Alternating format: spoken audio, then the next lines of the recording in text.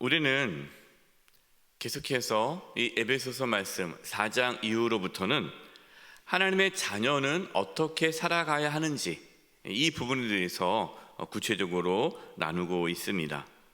오늘 본문 말씀에서도 세상 사람들과 우리 그리스도인 하나님의 자녀들의 삶의 차이가 오늘 말씀에서도 분명히 다르다라는 것을 알 수가 있는데요. 그럼 도대체 예수 믿지 않는 자들과 예수 믿는 자들의 그 삶의 차이가 무엇일까요? 여러분 15절 말씀 보십시오.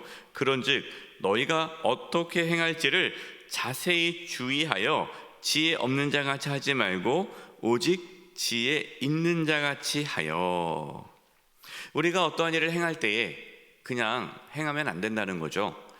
그냥 내가 하고 싶은 거, 내가 좋아하는 거, 내가 생각하기에 옳은 것을 해서는 안 되고, 어떤 일을 하기 전에 이게 과연 하나님께서 기뻐하는 일인가, 이게 정말 옳은 일인가, 이것을 자세히 주의하면서 행하라는 겁니다.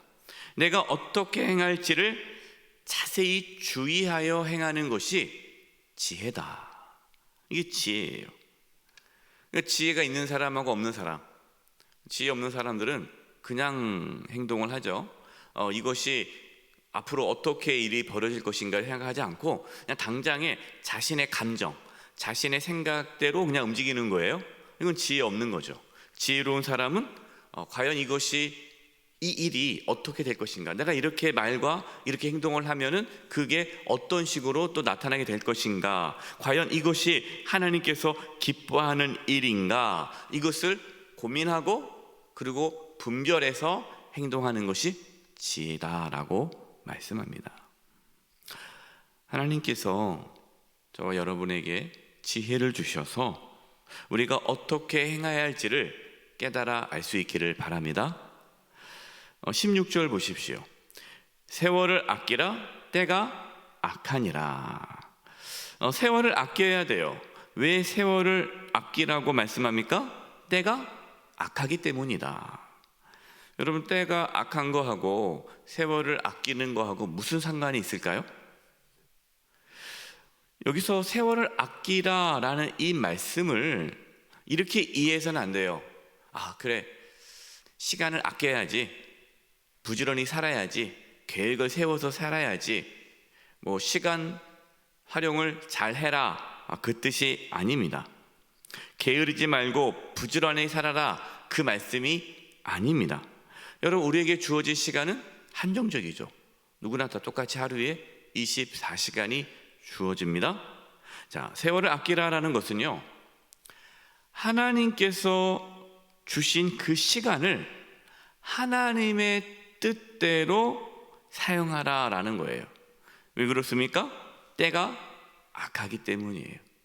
이 말씀은 우리가 주의하지 않으면, 때가 악하기 때문에 우리가 이 세상 속에 살아가다 보면, 이 악한 세상 속에 살아가다 보면은 우리가 하나님의 뜻을 쫓아 살아가기보다는 세상의 분주한 일에 휩싸여서 살아갈 수 있다는 거예요.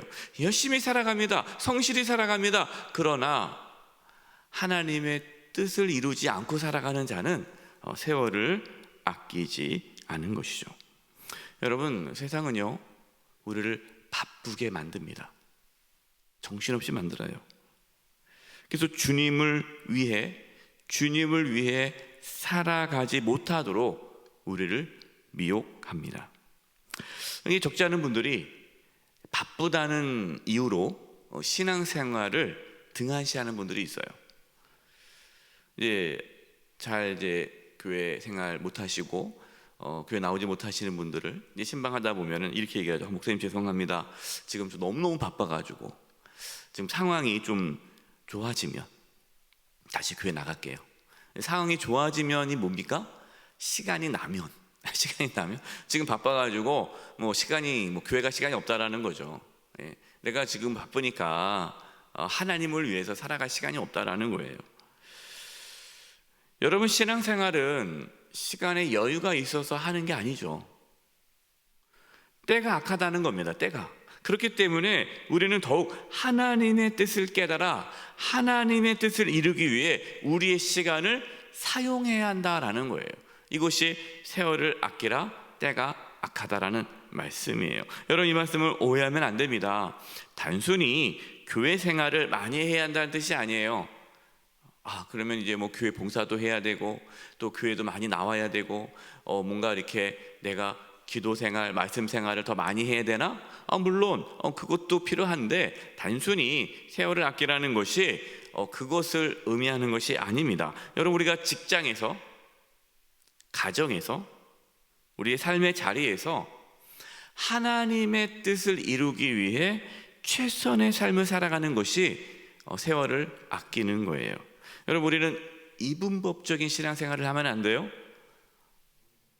그냥 교회 생활은 거룩하고 교회 밖의 세상은 일은 거룩하지 않은 것, 이렇게 구분해서 신앙생활을 하면은 그것은 잘못된 겁니다. 여러분, 우리가 직장에서나 가정에서나 다 하나님께서 그곳에서도 함께 하시고 그곳에서도 우리를 통해서 나를 통해 하나님의 뜻을 이루고 싶은 것이 있기 때문에 우리는 그것을 이루며 살아가야 한다라는 것이죠. 우리의 삶의 자리, 내가 어디에 있든지 간에 하나님의 영광을 위해서 살아가는 것이 세월을 아끼는 거예요. 그래서 중요한 것은요, 하나님의 영광을 위해 살아가려면 하나님의 뜻을 분별해야 되지 않겠습니까? 하나님께서 뭘 원하시는지를 분별해야 되잖아요. 그래서 17절에 그러므로 어리석은 자가 되지 말고 오직 주의 뜻이 무엇인가 이해하라. 하나님 뜻이 무엇인가 이해하라는 거예요. 어리석은 분들은요, 주님의 뜻이 무엇인지 궁금해하지도 않아요. 그냥 내가 하고 싶은 대로 살아요. 이 어리석은 자예요. 지혜로운 자는요, 주님의 뜻이 무엇인가 이해하기 위해 힘씁니다. 과연 이 일이 정말 주님께서 원하실까? 이거를 끊임없이 고민을 하는 거예요. 저도 목회하면서 그걸 계속 고민합니다. 하나님, 이것이 정말 주님께서 기뻐하는 일일까요? 그냥 늘 해왔으니까, 그냥 그동안 해왔기 때문에 뭐 가는 거지 뭐. 이것이 아니라 우리가 그동안 늘 해왔지만 과연 그 해왔던 일이 정말 주님께서 기뻐하는 일인가? 예전에는 하나님께서 기뻐하는 일이었지만 지금은 또 아닐 수도 있단 말이에요. 상황과 시대에 따라서 하나님께서 계속해서 하나님의 뜻을 말씀하시는데 우리가 그것을 그냥 닫고 그냥 이렇게 살아간다면 우리는 어리석은 자가 되는 것이죠. 자, 그렇다면 우리는 어떻게 하면 주님의 뜻을 분별할 수 있을까요? 하나님의 말씀을 통해서 우리는 하나님 뜻을 분별할 수 있습니다. 그래서 하나님의 말씀을 가까이 해야 돼요. 여러분, 하나님의 말씀을 들을 때 그냥 듣지 마시고 그 말씀 속에서 지금 내가 어떻게 살아가야 할지 그 삶의 방향과 방식과 선택을 깨달을 수 있어야 돼요.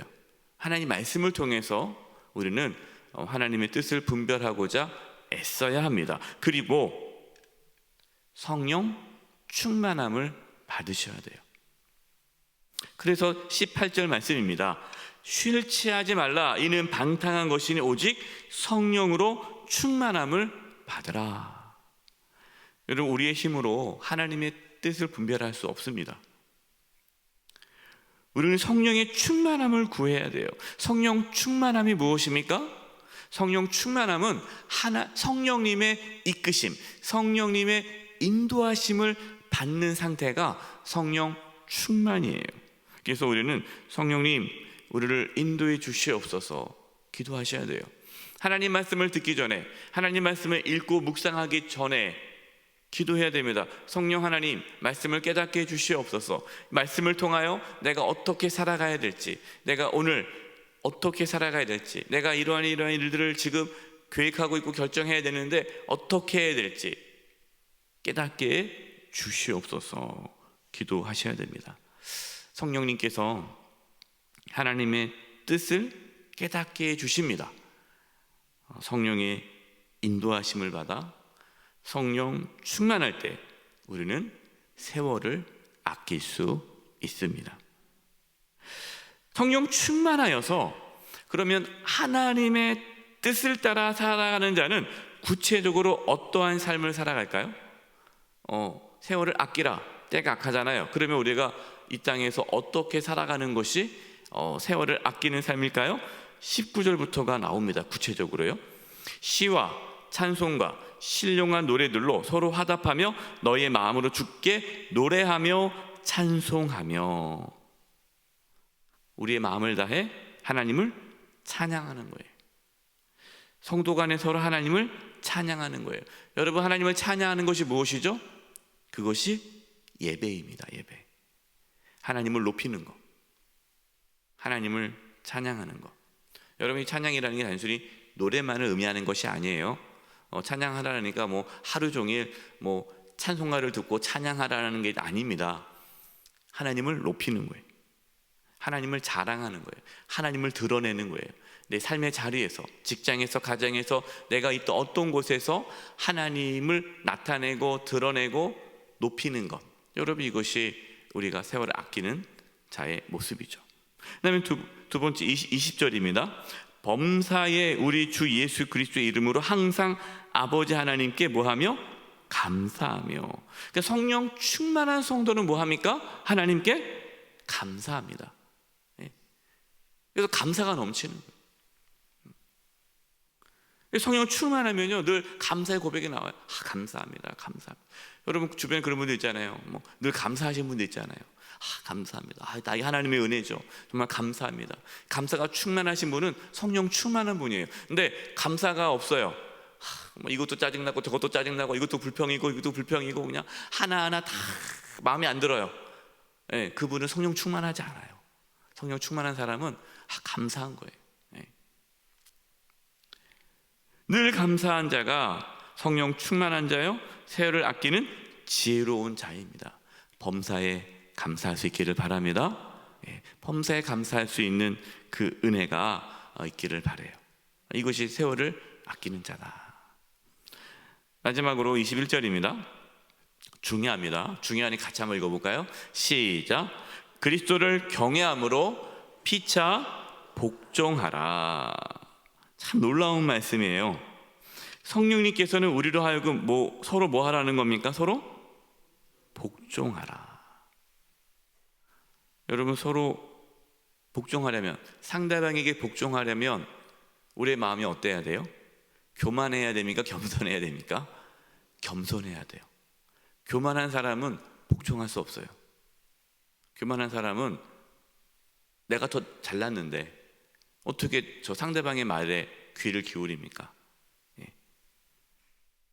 여러분, 우리가 누구를 만나도 자신보다 더 훌륭하다고 여겨야 돼요. 나보다 낫게 여겨야 돼요. 나와 생각이 다를 수 있죠. 우리가 생각이 다 똑같지 않지 않습니까? 다르다 할지라도 그 사람을 존중하고 상대방을 나보다 더 훌륭하게 여겨야 돼요. 근데 이것이 어떻게 가능합니까? 그리스도를 경외함으로. 내가 주님을 경외할 때, 피차 복종할 수 있는 거예요. 성령 충만한 사람은 어떤 사람입니까? 상대방의 말에 귀를 기울이고 존중하고 따르는 자다. 성령 충만하지 아니한 사람은요, 자기 고집대로 사는 사람이에요. 그래서 참 안타까운 부분이 있어요. 성령 충만하지 않은데 본인이 성령 충만하다고 생각하고 자기 마음대로 사시는 분들이 있어요. 막 무례하게. 그래서 여러분, 성령 충만한 사람은 절대 무례하지 않습니다. 함부로 대하지 않습니다. 겸손합니다. 근데 말과 행동이 무례하고 아주 고집스럽고 자기 생각만 주장하고 다른 사람의 말에 귀를 기울이지 않는 사람은 성령 충만하지 않아요. 그 사람은 세월을 아끼지 않은 거죠. 우리가 이렇게 성령 충만해서 서로 피차 복종할 때에 우리가 속해 있는 공동체가 하나님께서 기뻐하는 공동체를 세워줍니다. 가정과 교회와 우리가 속해 있는 공동체가 하나님께서 기뻐하는 공동체로 세워지게 되는 거예요. 그래서 이제 내일 말씀은 가정에 대한 말씀이 나와요.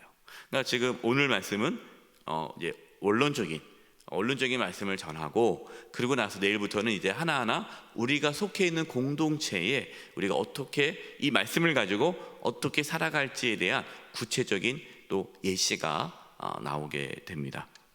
사랑하는 성도 여러분, 성령 충만함을 받아 세월을 아낄 수 있기를 바랍니다.